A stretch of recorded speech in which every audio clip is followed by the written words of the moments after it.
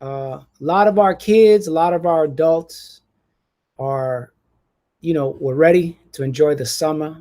There was a big lockdown during the pandemic, and now a lot of people can go out.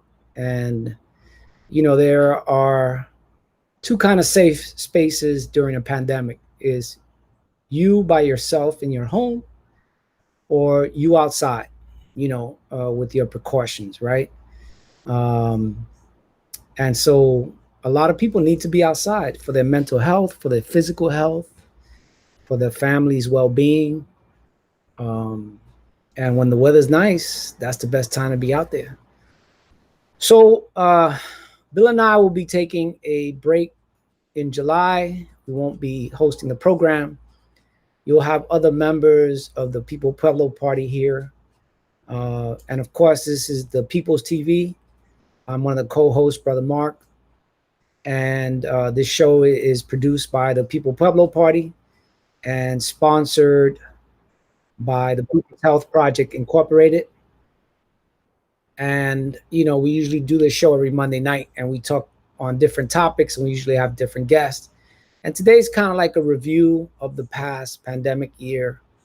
When the pandemic first started, the People-Pueblo Party got itself organized, and was, because we have medical staff in our organization, particularly my wife. And at that time, the hospitals were sending everybody home because they didn't want to get overburdened, overcrowded. And they were telling people, okay, you're sick, go home, come back if you feel worse. And in that process, a lot of our people died in their homes and weren't even registered as having died from COVID. At one point, ambulances were up and down Harlem. You could hear the sirens all the time. And then suddenly you didn't hear the ambulances anymore. They were told not to put sirens on, especially if they were going to go pick up dead people. So during that time, we organized, we had a health outreach program in which we would connect folks to their medical staff through the computer, through the phone. We called them, supported them, make sure they didn't die. And none of the folks who we work with died. None of them. Some, have long COVID symptoms, but nobody that we were helping died during that time. And we also raised money to feed the emergency workers, the hospital workers, who had to work shift after shift after shift, hour after hour, night after night, without getting any rest. Just to show our appreciation and to help them keep their strength up so they could help save people's lives. We also, with Brother Malik, also delivered food to seniors and those who couldn't come out to get their food. And, we have pictures, and, we work with restaurants in the South Bronx to deliver food to people's doorsteps. Malik would knock and then, walk away, and the seniors would be able to get their food on their doorstep. After things started to stabilize, we all participated in the Black Lives Matter movement marches for justice and against police terror. We were appalled by the takeover of the Capitol building by fascist forces in alliance with Donald Trump. And we were there when millions and millions of people lined up around the block to vote for Biden in order to get Trump out. And so it's been a challenging year, but, we've, as a small group, have done the best we could to take action to save lives. And so some of us need some rest now, and we have to recharge our batteries, recharge our mental health, our physical health, so that we can come back energized and strong and continue to do work that saves lives. So I want to introduce my co-hosts. All of y'all know Brother Bill, and have him say, a few words in our, overview of this past pandemic year. Hey, Bill. Hey, how you doing?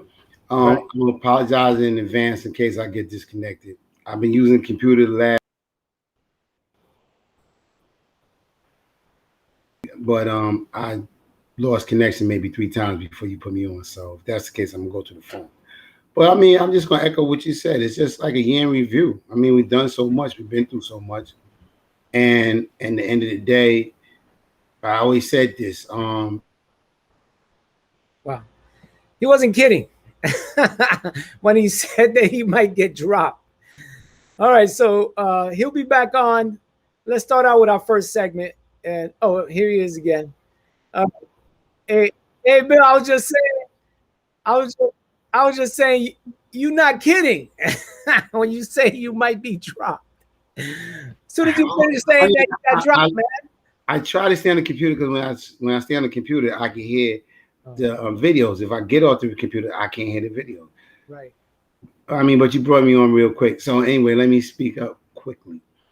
So I'm in agreement with Mark. I always say it's important to regulate yourself because I don't care what good intentions, your spirit, what have you, you're all humans, and you burn yourself out, you dilute your message, and you become a shell of yourself. So balance is important. The same balance that I talked to about stacking victory. When people want to hear your message and follow your call, it's important to stack victory. Bigger is better, but small, short, minor victories is just as significant because people know that at least the work isn't going in vain and you're heading in the right direction. So I mean that's basically all I have to say. And the other things that Mark alluded to unfold. There's a lot to talk about, a lot to chew, digest, what have you, and we'll get through what we can. All right, brother. So I know we have Alvaro on. Uh, let's see if he wants to say hello to the audience. So Alvaro, you are on, my brother. Would you want to say hello to the audience? Don't just say hello, neither. It's more than hello. Good evening and hello. And I'm sorry that I'm not the best dressed out of the three, but it's hot over here. So you'll have to forgive me this month. It's summertime, brother. It's summertime. Yeah, so maybe the next time I'll look a little more professional. Well, we were telling the audience that for July, Bill and I are taking a break to recharge our batteries, and there'll be some young people, including yourself, who will be hosting the show or some shows in July, and that'll be a real treat for the audience, you know? I hope so. I hope that the content is there to interest people to tune in. All right. I'm sure it will. I'm sure it will. So, what do you think, Bill? I mean, it's in good hands. It's in good hands. And the thing about any movement, you know, you're younger than us. Malik is younger than us. So it has to be somebody in the wings that's ready to take over or take a larger role. I mean, the reality of life is death. And usually is chronologically. You know, the oldest go before the youngest. So we got to know that it's in good hands because the struggle is always going to be there. Well, until we win. Huh? The struggle is always going to be there until we win. Until we win, but then somebody else come up with another struggle. I don't know, man, but not the same. Okay. And that's why we struggle because we gotta try to, you know, we gotta try to build a better future where our grandchildren or our children don't have to struggle as hard as we did. As hard as we. I mean, there's always struggle in life, but you want the struggle to be. That's basically what I'm saying. Because to be less. To be less. I subscribe to victory, as do you. Yeah. But when you look at human tendency and you look at the power base, and we will probably touch on some of that. If you get, I always use this example. If you gave everybody's biggest, one of their biggest problems is not having enough money. So the golden marker is everybody. If you gave a person wish they wish they had $1 million, that should make people comfortable. Well, if you gave everybody $1 million, there'd be somebody that will only be comfortable if they had $1,001,000, and then there'll be somebody. Let me tell you this. You ever watch Star Trek? When I was younger, but I wasn't really a Trekkie. Well, in Star Trek, they have a machine, right, that can make diamonds, that can make gold, can make platinum. And so and it's a machine that anybody could access, and everybody could just make all the gold they want. You know what happens to the gold? Somebody stole the machine, probably. No, I mean, the thing is, you make machines so everybody has access. But Well, you know what happens to the gold? the gold became non-valuable, became less valuable. That's it. Value the gold. I seen that show. I saw that show. But that wasn't Star Trek. Yeah. That was in Star Trek. And the guy found the gold. He said, what's this? Because the guy died, I think, with the gold chain around his neck. And he said, one day I heard that this was worth a lot of money. It wasn't Star. It was one of the. Oh, what's Star Trek? You're talking about the Twilight Zone. Yeah, but Twilight Zone. Star Trek, they have a machine called a replicator. And this is what Karl Marx talks about. That capitalism is a revolutionary force in history that can produce everything people need. Everything people need can be produced right now.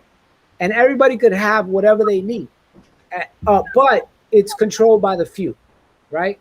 And so what happens, I mean, look at the money printing in this country. Anytime they want to go to war, anytime they want to bail out banks, they just print the money. Yeah. Because on the capitalist system, you can produce enough to feed everybody, to house everybody. But what they're doing is hoarding all of that. And so not that human beings aren't going to have problems, not that human beings won't have challenges, because challenges are actually good for you to overcome them. But we don't need to have racism. We don't need to have sexism. We don't need to have class oppression. We can move beyond those things if we're able to harness and control all our resources. But so ain't that the argument, Mark? Isn't that the argument? We feel that way, but there's a segment that doesn't feel that way. Right. But the thing is, we have a choice. We're at that point now. Either humanity goes over the cliff, or we find a way to create that world. That's you know that, Bill. People don't usually make tough choices unless they feel their back is against the wall. Yeah. And more, we're having our backs against the wall. I agree with that. And people that have their back against the wall tend to not try to conform and see the righteousness in the argument. Before they come to that point, they try to see how they can hold on to what they have. Right. Yes, and that's why, I was looking at different societies in history, and societies start to decay, right? The United States is in decay, the American Empire is in decay. And what happens is, because people keep trying to hold on, then it collapses. And then you have chaos, you have ruin, you have a disaster. But if you see the society decaying and people intervene, you can create something new from that. It doesn't have to completely collapse. But you got to get, and you don't have to get everybody, but you got to get a sizable number of people to want to flip it, to want to make that change. And you're right, because you can use the civil rights movement as an example. Right. We use African Americans basically much as the litmus, but they always wanted somebody to follow. They always wanted somebody to lead. They always wanted to be helped up, So you can use that as an example, because in the 60s, that's what was happening.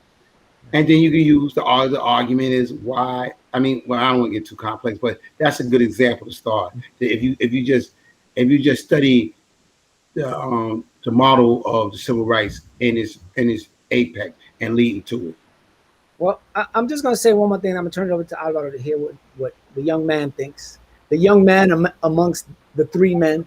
But any revolution that happens in the United States is going to be led by African Americans, because that is the historic role of the African American community. Now, is the revolution only going to be African Americans? No, but it needs to be led by African Americans, as most of our struggles have already been. That pattern will continue. But Alvaro, what do you think?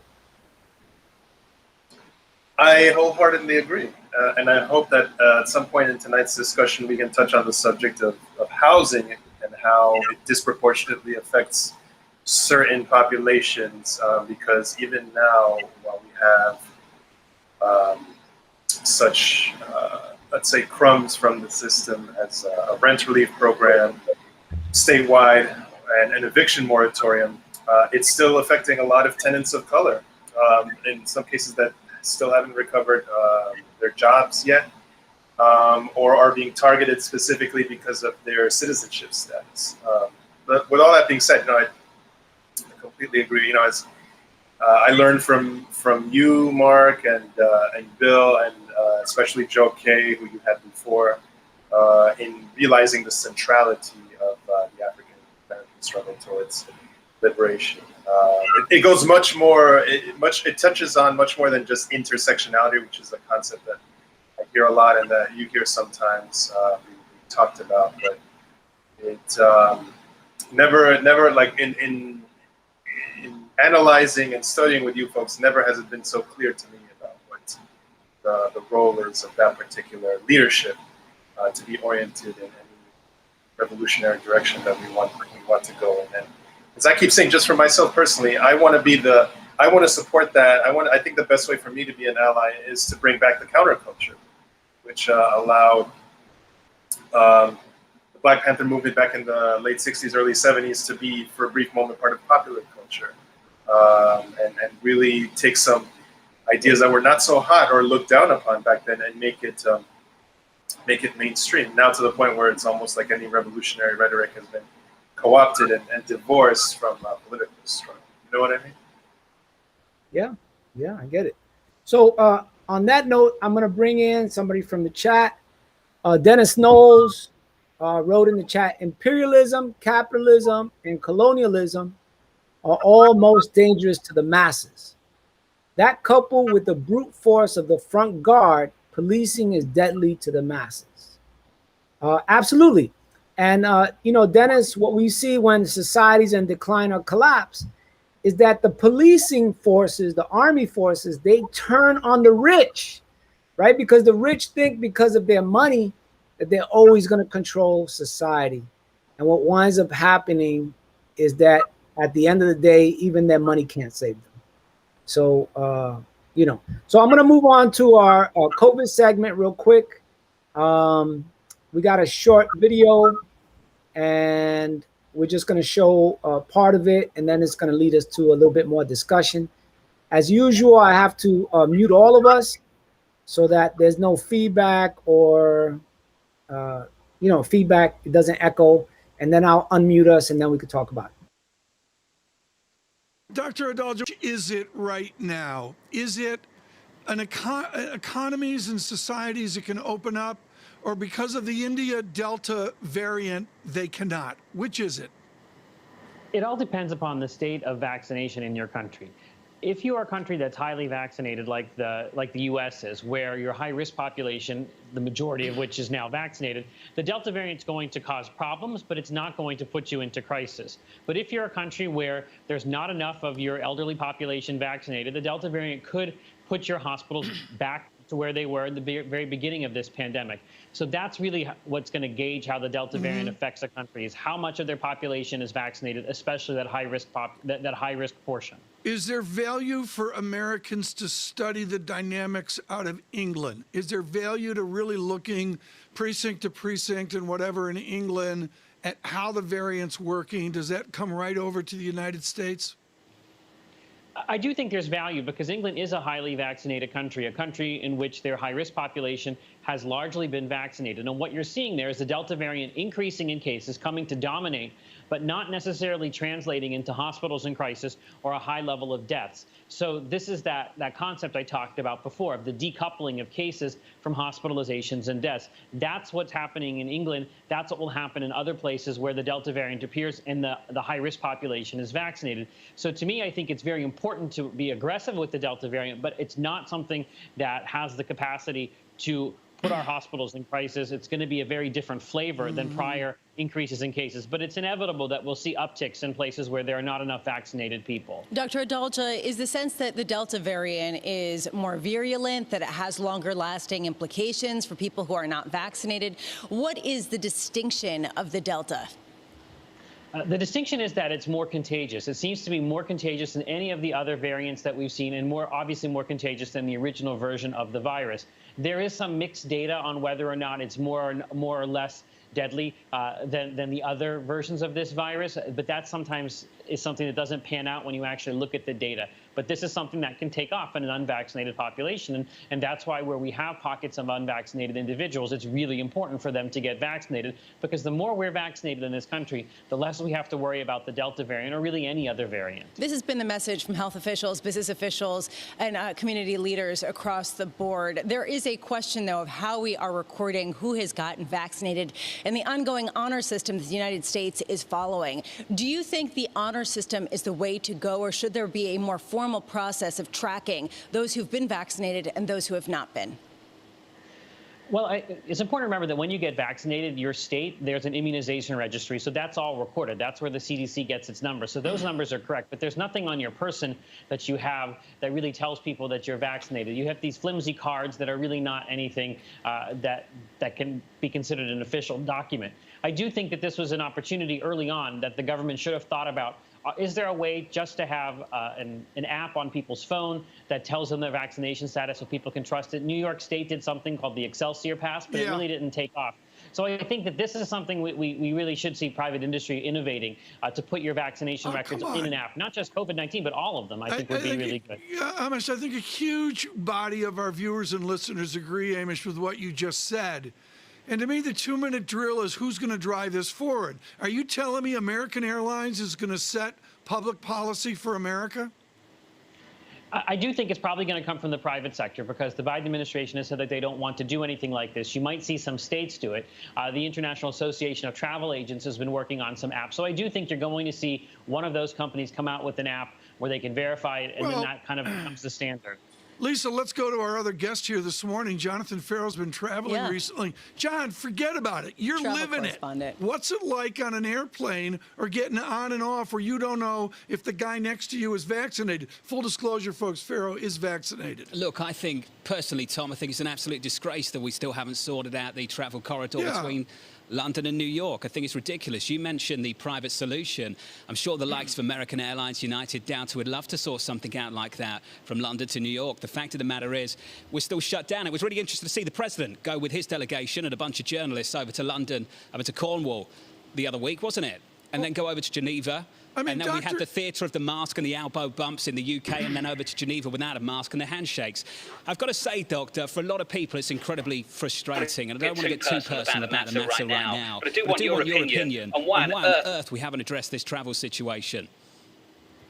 It's really mind-boggling. I think now with fully vaccinated individuals, they can go back to their pre-pandemic life. They should be able to travel freely without testing, without quarantine. That needs to be the standard. It's just that these countries are on different timescales, and a lot of them are reticent. Just look at Canada. They will not let Americans in that are fully vaccinated.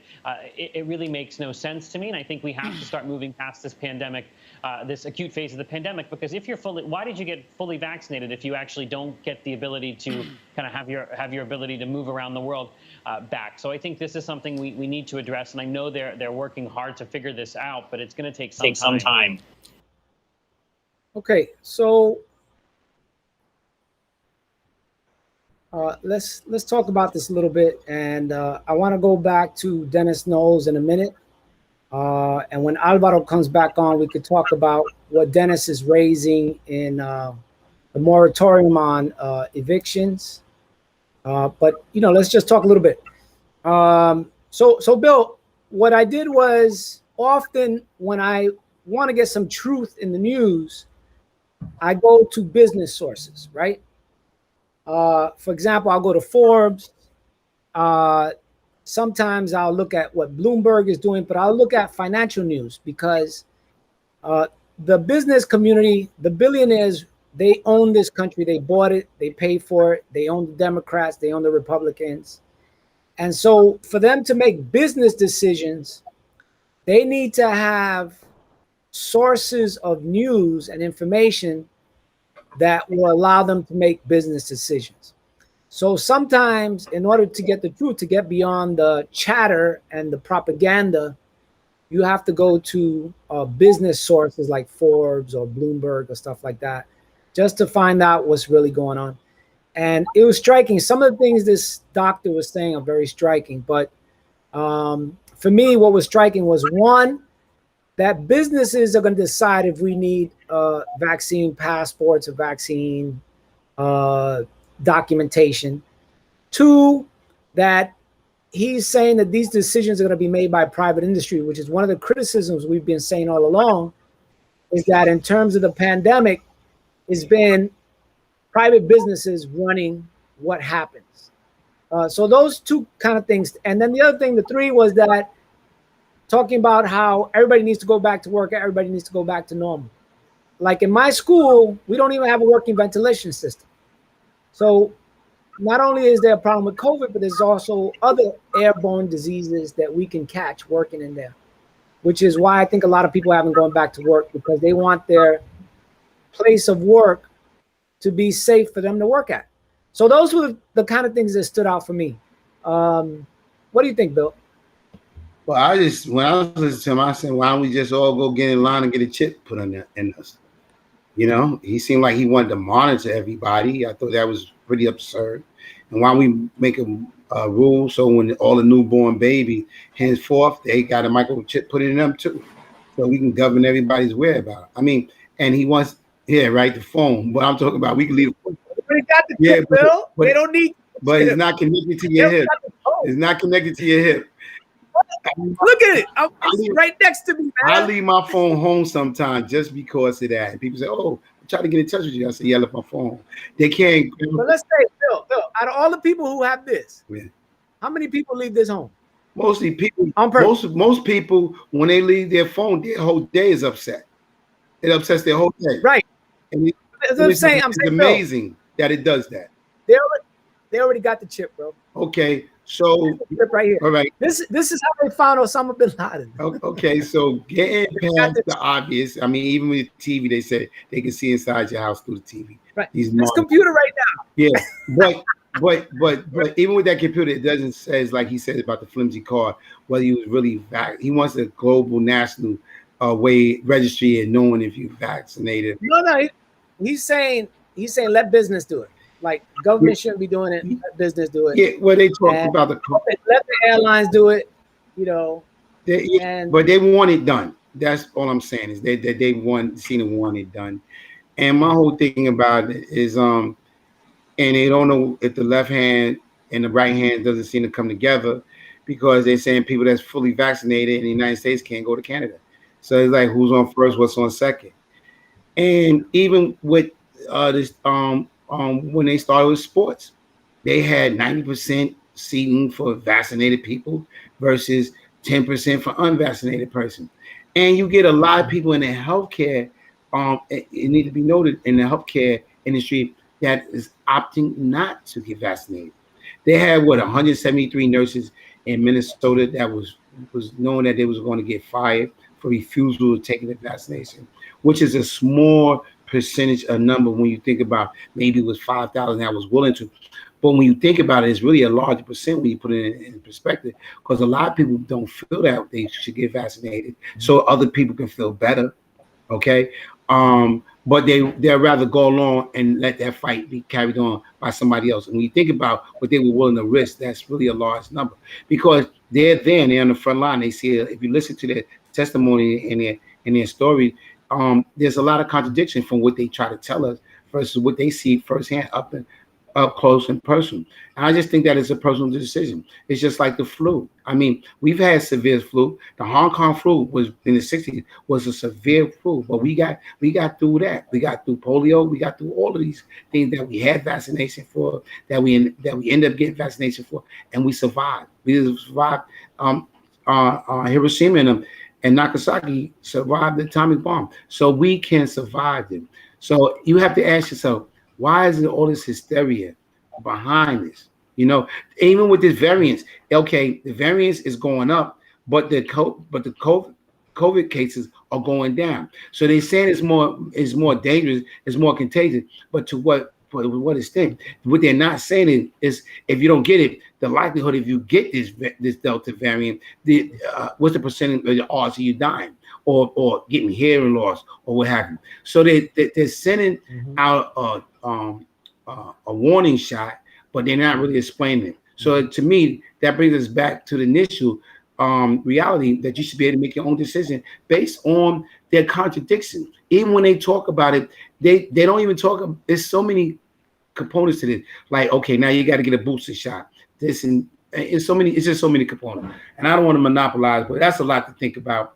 And I guess I give it to the young buck and see. So, Alvaro, where are you at on this issue?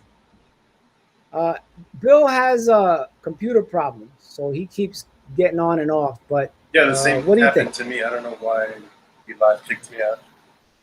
Yeah, that was a mistake on my part. I was trying to shut down the video, and I wound up taking you off. But that was my fault. That was my fingers weren't I feel better. I thought it was nimble me enough. again. I said, "Damn." But no, that time it was you. Yeah. I was talking to Alvaro because I had taken him off by mistake. But yeah, your thing is I don't know why. just your computer. But Alvaro, what do you think? Now that you're in the middle, what do you think? Yeah, I think what took me aback was seeing how another first world country like Canada, despite this huge push of vaccination, is still not allowing fully vaccinated individuals to enter, which blew me away. I mean, not that I have any plans to visit Canada for any specific reason to do it anytime soon. But I think it all goes back to what's been mentioned either on this broadcast before or in our own internal education process. That this is what happens when, even this talk about a registry. This is what happens when the solution to this crisis is done through the market instead of large-scale public health measures that other people and places have enacted. And it really is indicative of, or it highlights the absence of a public healthcare system that we should have had, even with more and more progressive politicians on the rise to advocate for that. The Delta variant, it was funny because as soon as I heard Delta variant, it reminded me of a Wall Street Journal headline that I saw earlier today saying that even a group of vaccinated Israelis contracted the new variant. Right. So I do buy that this new strain might be more contagious, or the medical evidence suggests that it's more contagious. But I just hope, for the sake of people that either elect to wait for taking it on their own accord, or people that simply don't have the time or the inclination to go and do it at this time, some kind of preventative measure is enacted, and some kind of some version of Medicare is put in place before, God forbid, we have to see another wave, this time consisting of those that were infected by the Delta variant, because it's just hard for me, even as someone that's fully vaccinated, it's hard for me to comprehend as a working New Yorker, returning to a state of normal that even pre-pandemic was not really working for us. It was not really working for people in my demographics or in my class. That makes sense, right? Like some people, especially the business community, is rushing to get back to normal, but normal wasn't working. Who the hell wants to go back to that? Not me. And I think I know why Canada doesn't want U.S. people coming to Canada, because there is no verification of vaccination in the United States. There is none. And so I can go to Canada with a little piece of cardboard and say, I'm fully vaccinated, here's my cardboard, and the Canadians can't verify that. So what they've done is they're like, no, y'all can't come. And if I was Canadians, I'd do the same thing. I'd be like, no, we got COVID under control. Why would we let y'all in here? It's like, no, I wouldn't do that.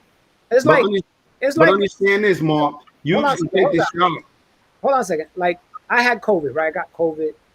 My mom probably died from it. She was on her deathbed, but she probably died from it at the end. My wife got COVID. My son got COVID. My mother-in-law got COVID. Bill got COVID. Why would I allow some stranger into my house? Like, why would I do that? What on earth would motivate me to allow some stranger into my house to bring something that is going to be harmful to my family. So I respect the Canadians for that. It's their house.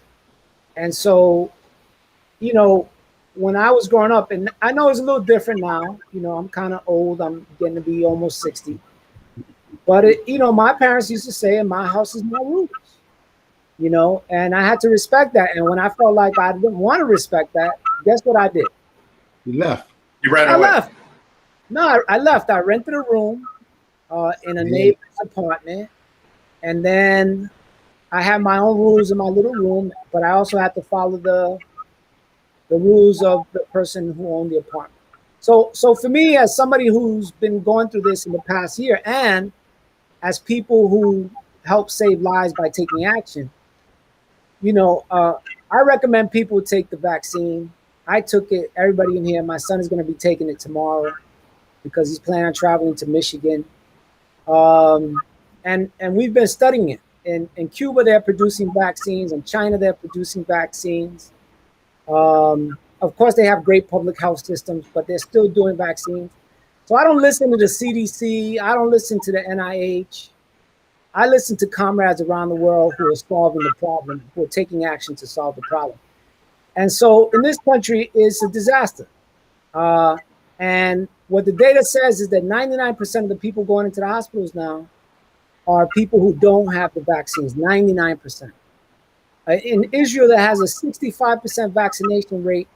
There are still some people with the vaccine who are getting Delta because the vaccines are only 85 to 90% effective, which means about 10% of people with a vaccine are going to get it anyway. But as somebody who went through COVID and had to deal with some of the longer term effects of COVID, because it's like Bill says, COVID is like the gift that keeps giving. I highly recommend that everybody, especially Black and brown people, take the vaccine the first opportunity they get. And that, they monitor to see if they have any side effects. But I definitely recommend the vaccine very, very strongly. So anybody else? Yeah, the only thing I was going to say is one of the things too about the vaccine with Jose put in the chat. You might want to read that too. All right, hold on. Let me put it up. There is much unknown about the COVID virus and the variants, but we do know that vaccination for polio, diphtheria, measles, mumps, rubella have made these diseases almost non-existent. It's the communities of color that have been hit the hardest, and it's the community of color that have been hit the hardest. And You want me to read it? Yeah. I gotta read. You gotta read it from the chat, though. Can you read it from the chat? Yeah. Yeah, you can see it from here. Yeah, it says we can't see it on the screen. It says it's the communities of color that have been hardest hit and have had to continue to work at this time. If this was a socialist country, we would mandate vaccines and distribute them through a public health system, which they've been doing in Cuba, because we want working class people to survive.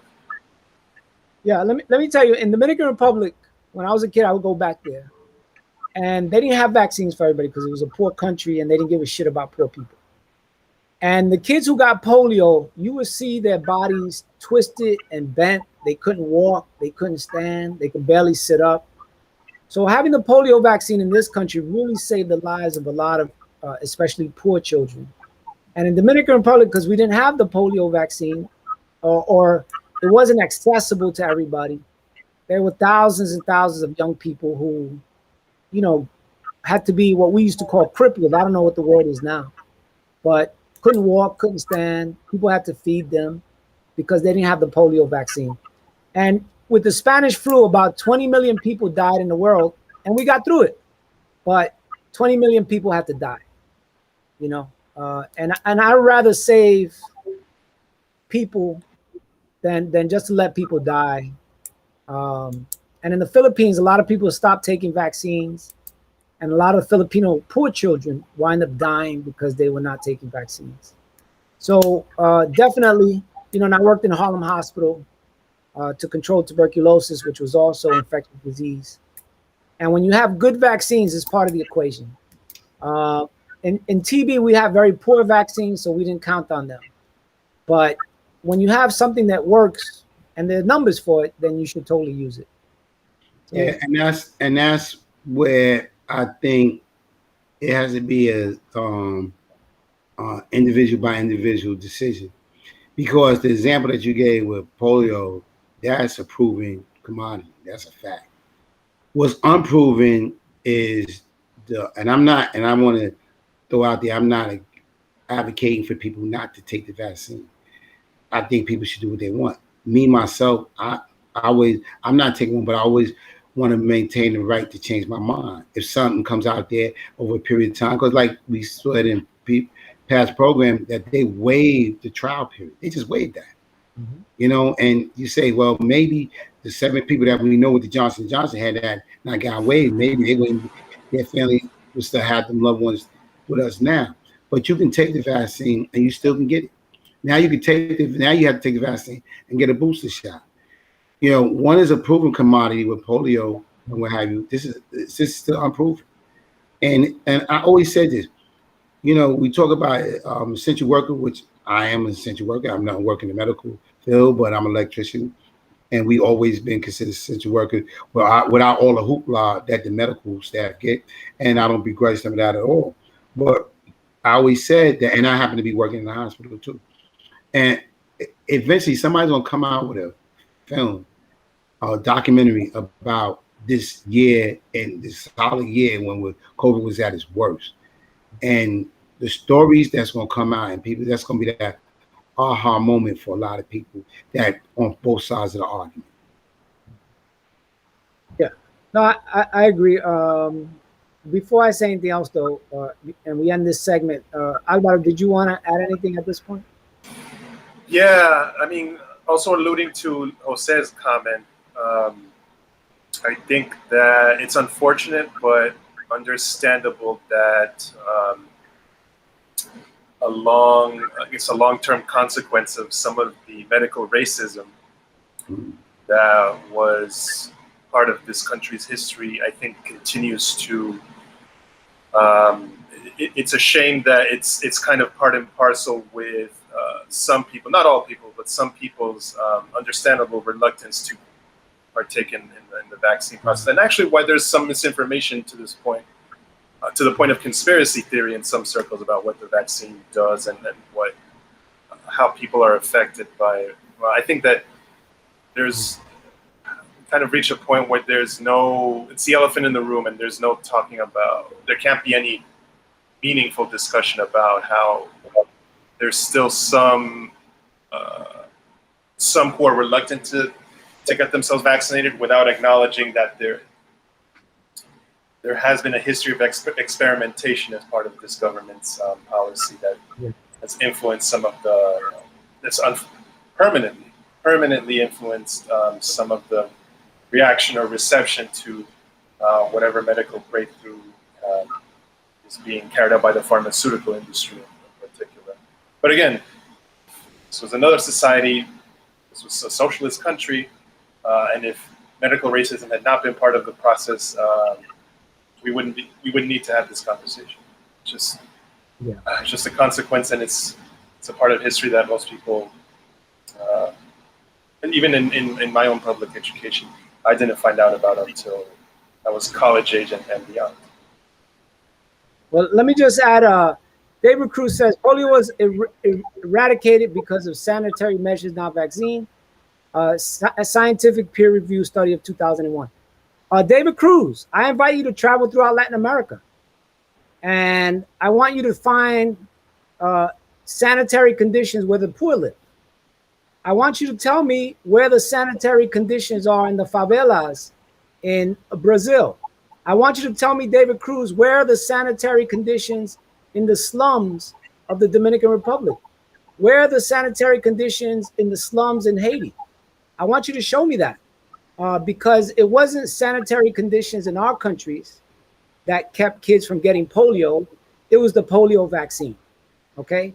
So in the United States, where you have money and you could have sanitation come through your block twice a week, and now they're not even doing that in New York City. If you notice, the alternate side parking has been suspended to only 1 day a week. So now in New York City, the street is only cleaned once a week. And there are no more metal or plastic garbage cans, right? That means that the rats are eating through the plastic bags. So we're going into a situation where this country is becoming more and more like Santo Domingo, like Ecuador, like the poor areas of Mexico, the poor areas of Brazil. So, you know, I understand that people want to be against vaccines, but we can't not look at the real data and see that they have been helpful to in human existence. But how about you raised something about racism? And at my job, we had an end of the year picnic. And one of the teachers was kind of like joking around, talking about the race war. And I had to bring up to him that this country has been in a race war since 1619, you know, and before that, when the first enslaved Africans were brought here, that's when the race war started, right? And so a lot of these fascist white militias are looking for the race war. We've already been in the race war. Now, I told them what our biggest problem isn't that we don't know that, because that's why so many people voted for Biden, because they know we're in a race war, and they rather have Biden than the guy who's going to send us to the concentration camps, Trump. But that we're depending on the government to save us. That's our big problem. And you know, I'm so elated that the National African American Gun Association, now I'm very happy about this. They just started instituting virtual conferences for different regions in the country. And I volunteered my wife and I to help them facilitate their Zoom discussion for the Northeast region. And, you know, most of what you do in a revolutionary circumstance is not about weapons. It's about talking to people, educating people, winning people over. But we cannot depend the lives of our children, grandchildren, ourselves. We cannot put the lives of our family, loved ones, community in the hands of the government. Because just the way the government betrayed us after Reconstruction, they can betray us now, right? And so, and Bill, we got to the topic because Alvaro was talking about racism. And so we kind of transitioned from COVID through medical racism into what's going on now. So what I'm going to do is I'm going to show a 2-minute video about the Derek Chauvin verdict, and then we're going to get into that, because that's another thing that was very powerful during the pandemic, was the struggle against police terror. So I'm going to mute all of us, and I'm going to put the video up.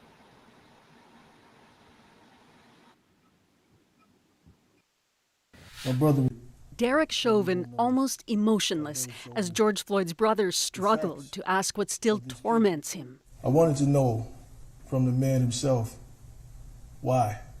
What were you thinking? What was going through your head when you had your knee on my brother's neck? 7-year-old Gianna said her dad's spirit was still around her. I miss you and I love you. Philona said he still wrestles with nightmares. For an entire year, I had to relive George being tortured to death. The family impact of Floyd's murder, part of the sentencing, and for a first time from Chauvin's family, his mother defending her son. My son's identity has also been reduced to that as a racist. None of these things are true, and that my son is a good man. For more than a year, Chauvin has shown no remorse. He broke his silence today, but didn't apologize. I want to give my condolences to the Floyd family. There's going to be some other information in the future that would be of interest. He didn't explain, but he and 3 other officers face new and separate federal charges this fall. Judge Cahill said his ruling was not influenced by sympathy or public opinion. The court commits you to the custody of the Commissioner of Corrections for a period of 270 months. That's 22 and a half years, less than what prosecutors wanted, 30 years, but a step ahead in a painful and exhausting battle for justice. It's a start. I mean, you have to ask the question, is 22 years worth somebody's life? Moving forward, what do we need to do or what needs to happen so we no longer have to go through this no more?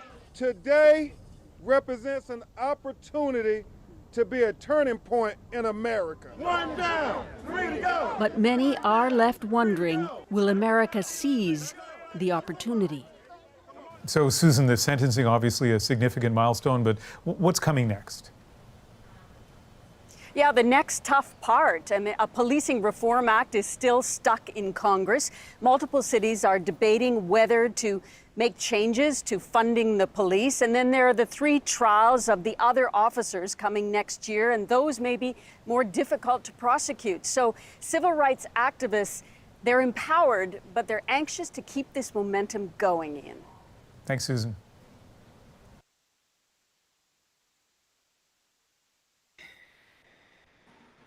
All right, so I'm going to start out this time with what Jose wrote in the chat, and then I'll open up to y'all.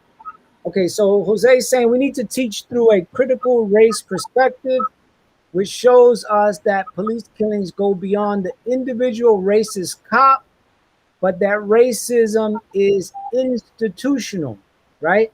What do y'all think? You want to go first, Alvaro?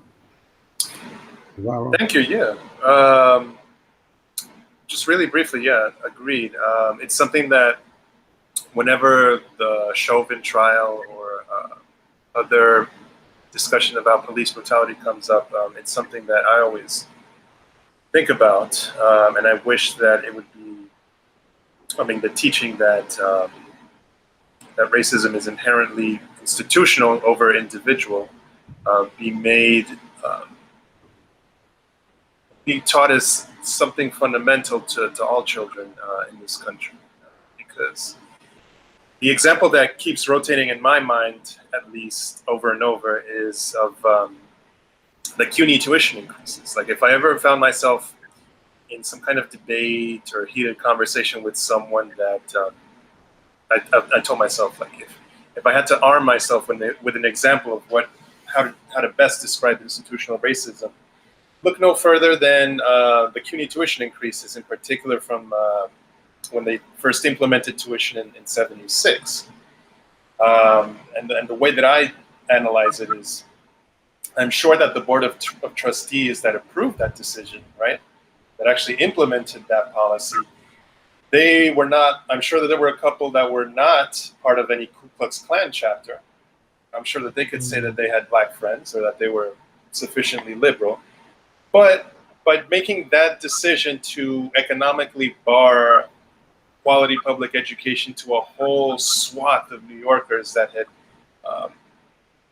historically not or underrepresented within the CUNY system, that action spoke louder than whatever words they could say that they claim that they were not racist or anti-racist.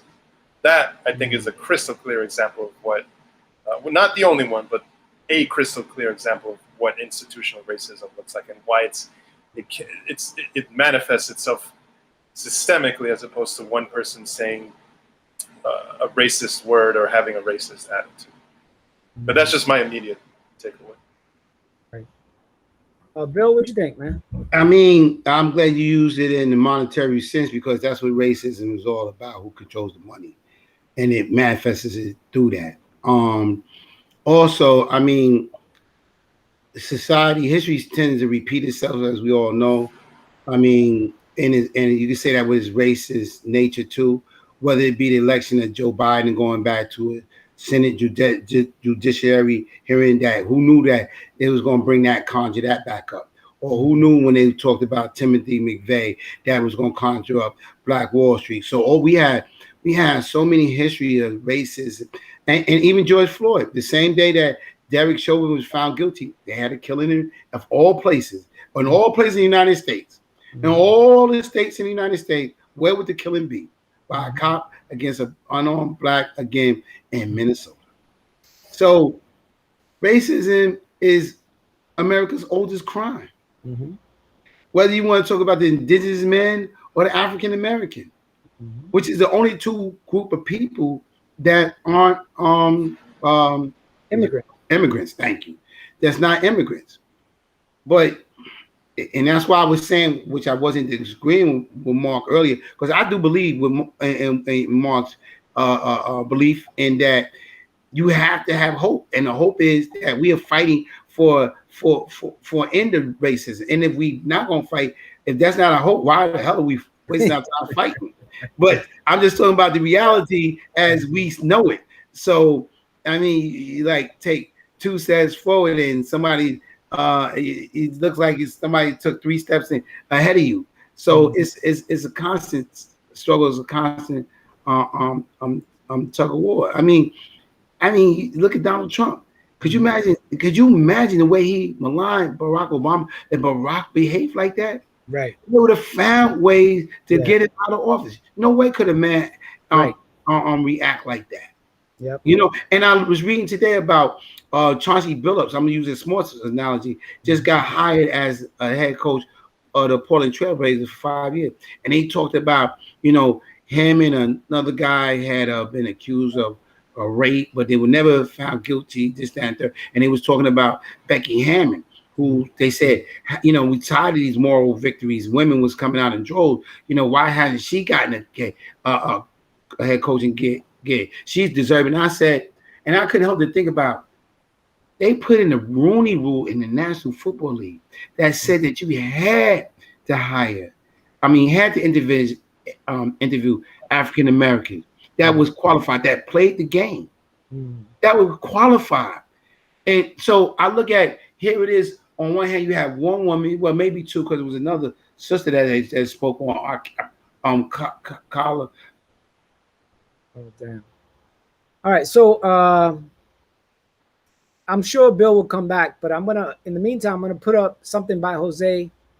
I doubt that it's a turning point, and studies show that the farther we get from the Floyd case, the more white folks are retreating from an anti-racist perspective. So Bill, I was just trying to fill in some time till you come back. Yeah, I read that too. But they had another female. She's a African American, Carla Lawson, that's also putting her hat in the ring, doing her due diligence, paying her dues, if you will. And you have also Teresa Weatherspoon now. So you have more and more women that's lining up to potentially break that proverbial glass ceiling. But I still look at the disproportion when you give African American a chance to become general managers, not even coaches. And Ozzie Newsom is one that comes up, or the brother from the Toronto Raptors. Yeah, Raptors that one with Kawhi Leonard, what have you. So they're more than capable. So I look at the disproportion and the cries that I say to myself, where was the women at when it was affecting African Americans? Because they can't even sniff at the door if it isn't for the fact that African Americans have overpaid the price and is still struggling to pay the price. And they tell you to be a role model, so they change the law. People was taking the knees, a la Kaepernick, that because of Trump's affiliation with the commission, Roger Goodell, they made it a law now, and I mentioned this on past program, that if you took the knee, that it was mandatory. The team didn't have an option. You had to get fined. They have rescinded it because of the push that Mark talked about, and I'm talking about, and you're talking about, because we see a day with a brighter future when we won't have to have these roadblocks, these systemic racist, covert and blatant roadblocks in our way in the name of patriotism. So, you know, it's the challenge. It's a challenge for everybody.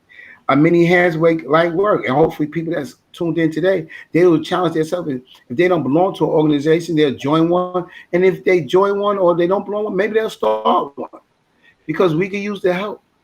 Because there's no way but up. We can't go back. We're here.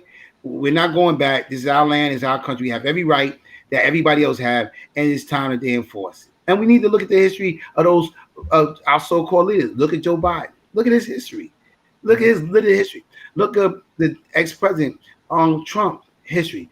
There's so many history. Look at Black Wall Street. Look at Memorial Day. We even talked about Memorial Day. All these things just came to pass in the last month or so. Memorial Day was started by African Americans because in Charleston, South Carolina, and white missionaries because they always wanted to be forgotten soldiers. And they said that won't happen. And America adopted it the next day. So, and you look at the history of the development of America, without the contribution of African Americans. Never mind the contributions and the inventions that they stole, the ones that we even know of. You understand? So that gives us all the reason to keep pushing and keep fighting. Thank you. We should be ending about now, but Jose, Alvaro, I'm gonna put the heavy work on you.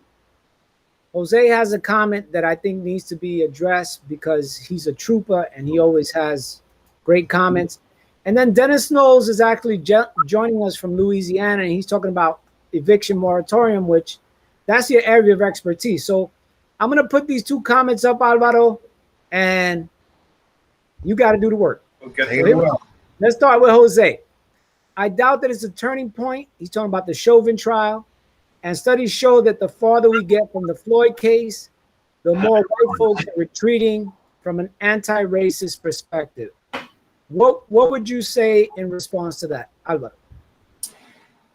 We're on the same wavelength. I think I saw a meme around that earlier. For those of you who look through social media sometime, saying like, watch, all of these so-called white allies all of a sudden take the hashtag BLM from their profiles as soon as Chauvin is sentenced.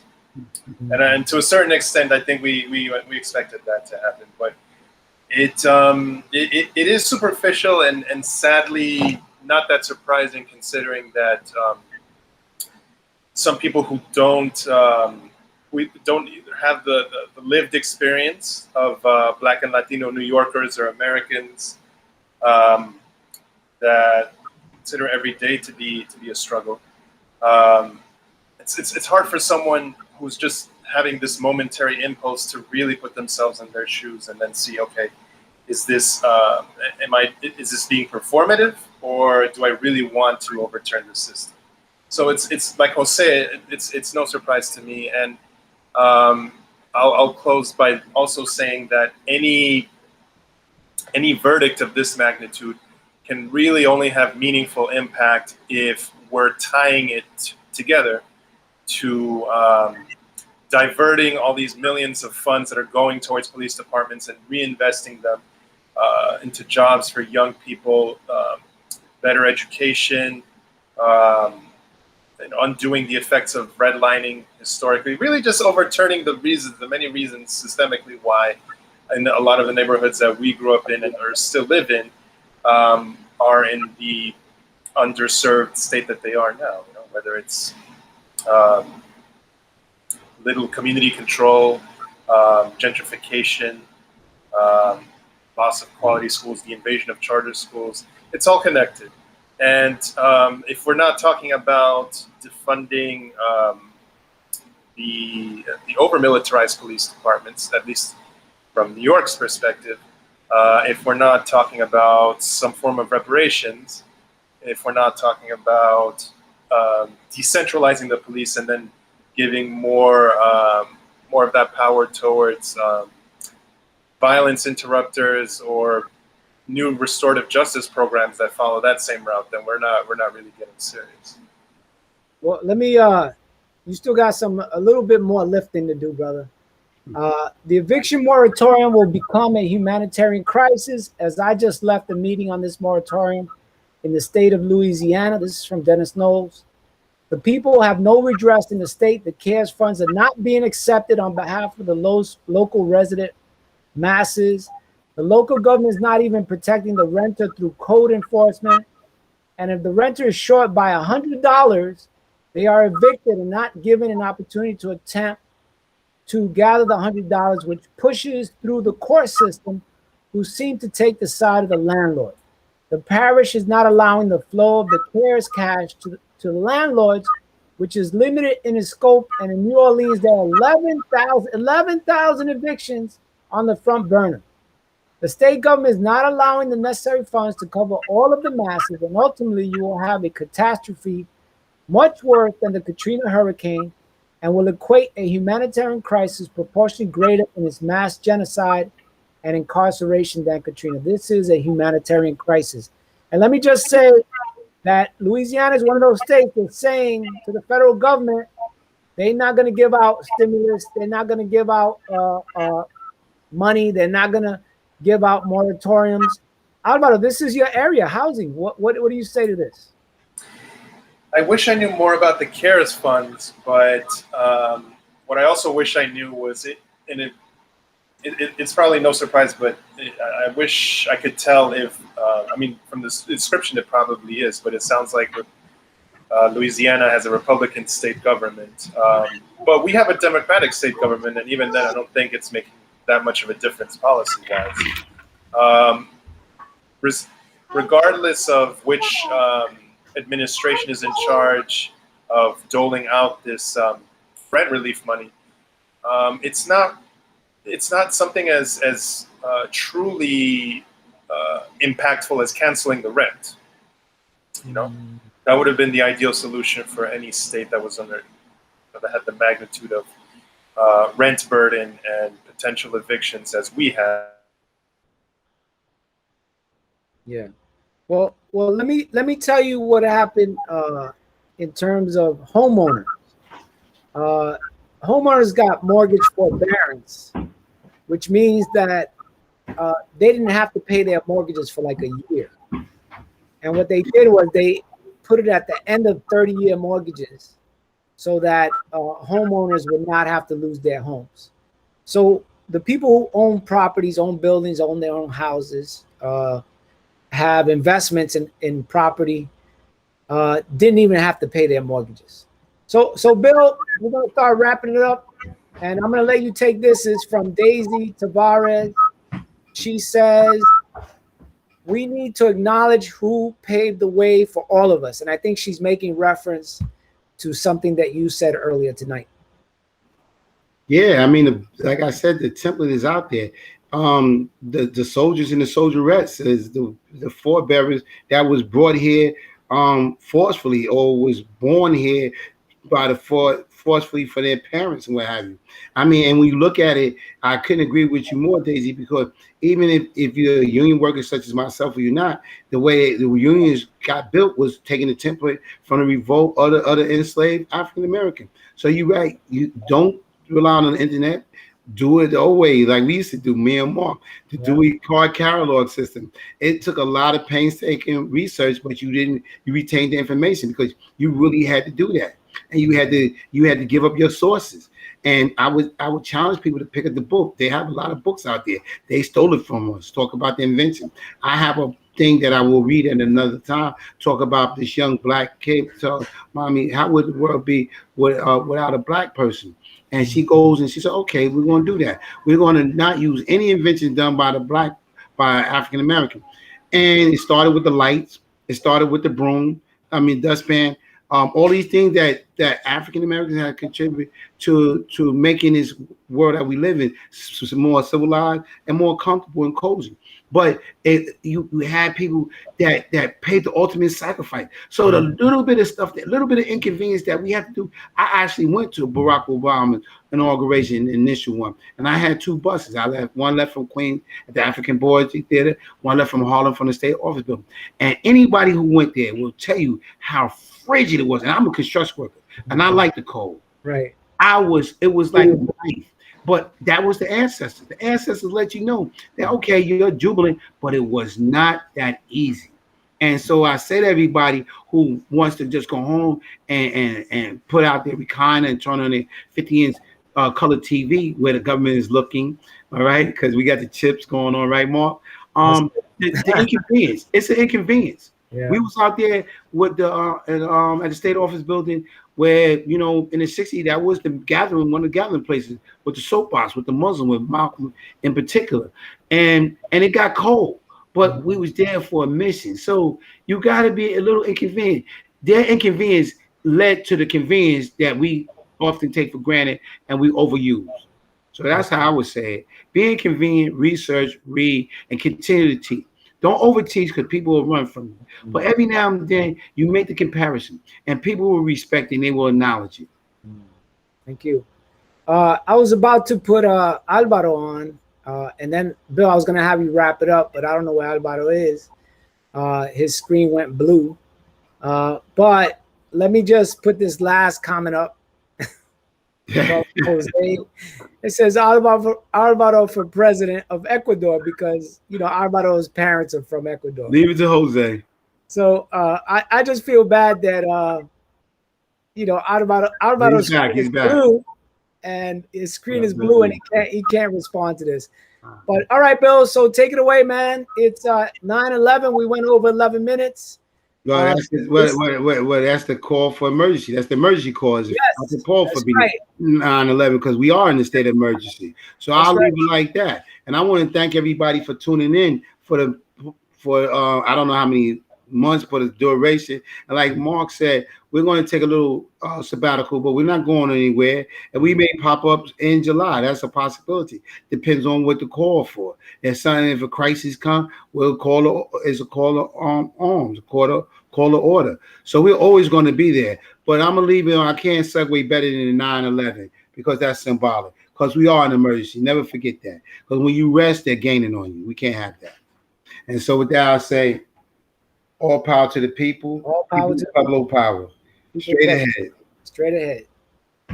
All right. And Malik is definitely saying that. He's saying all power to the people. And that's also going to be the co-host. And you're in good hands, as you saw today. Absolutely. All right, y'all. Thanks for everything. And all power to the people.